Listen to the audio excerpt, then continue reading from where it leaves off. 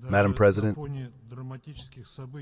even against the backdrop of the dramatic events taking place in Syria, it is unacceptable to forget the terrible situation in Gaza, where the Israeli military operation continues, as a result of which tens of thousands of Palestinian civilians have been killed and continue to die.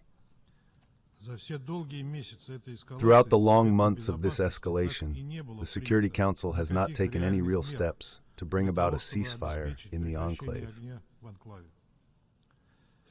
Humanitarian solutions remained on paper, with the deaths of several hundred humanitarian workers risking their lives to help the Palestinians.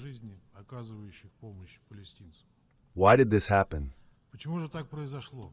Traditional critics of the UN Security Council will probably say, because of the ineffectiveness of this body.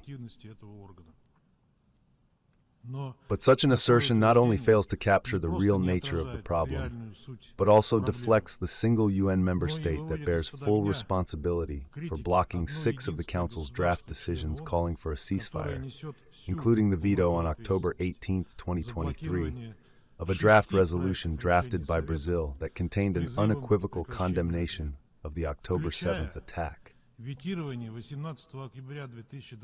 I say this for our American colleague, who today complained about the lack of such decisions by the Council. Many of you who criticized the Security Council as a whole at this session did not dare to mention this delegation by name. Although we all know that we are talking about the United States. The latest victim of the selfish and narrow-minded geopolitical interests of the United States was the draft resolution submitted by the 10 non-permanent members of the Security Council, designed to finally stop the bloodshed in Gaza. Thus, the outgoing Democratic administration, which positions itself as a beacon of the free world and a fighter for human rights, once again took the side of brute force, inhumanity, and complete impunity.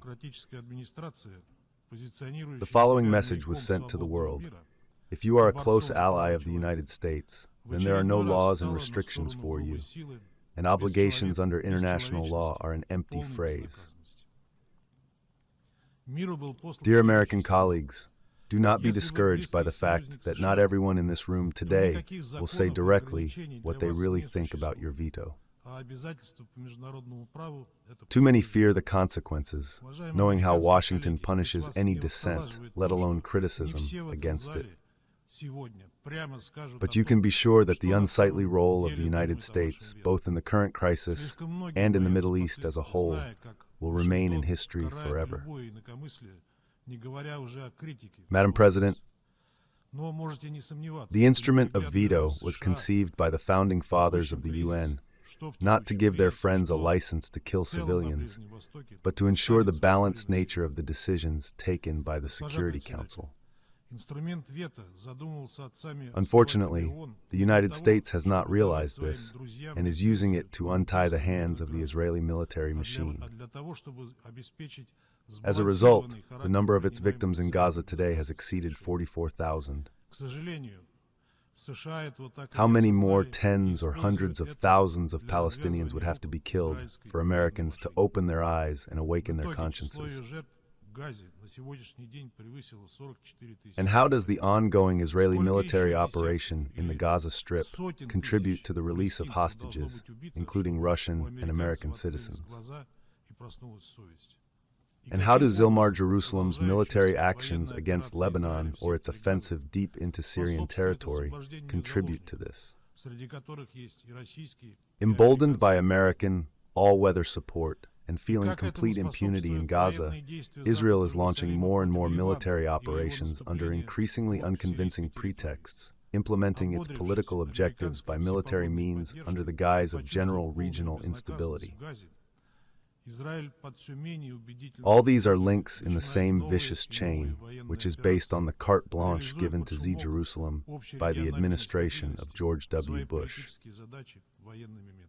Biden, who not only failed to solve a single problem in the region, but at the end of her stay in the White House, provokes a number of new crisis situations.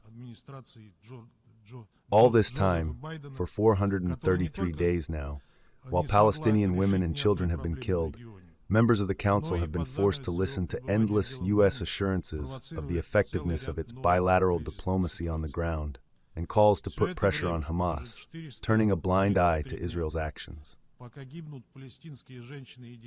The apotheosis of this campaign was UN Security Council Resolution 2735, which was pushed through by the United States on June 10th, approving the so-called Biden Plan, on which, as you know, Russia abstained. As we warned at the time, the resolution turned out to be based on blatant fraud. Jerusalem not only did not agree with this plan, but also systematically put forward more and more new conditions that were obviously unacceptable to the other side. In fact, the only task of this document was to provide diplomatic cover for the Israeli military operation in Gaza. It was no coincidence that the draft resolution was thrown in when the Council discussed Algeria's initiative, devoid of a double bottom, demanding to prevent an offensive on Rafah. Dear colleagues, such spineless pandering to Israel and selective blindness have not been in vain for Washington. As a result, today there are almost no people left in the world who are ready to continue to believe the promises of the United States.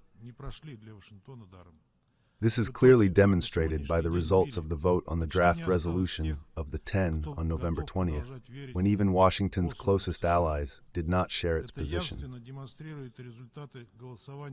We are sure that this will be confirmed by the upcoming vote on two drafts submitted by Indonesia in support of the UNRWA mandate, as well as demanding a ceasefire in Gaza. We fully support them. Today, all UN member states have an opportunity to reaffirm their position in defense of Palestinian civilians, and the agency not only in words, but also in deeds. We appreciate the constructive approach of the authors of these documents, who have shown the necessary flexibility and willingness to compromise. We urge everyone to vote for the submitted projects. For the many thousands of civilians who have lost their lives in the Middle East, we are unfortunately taking this step too late.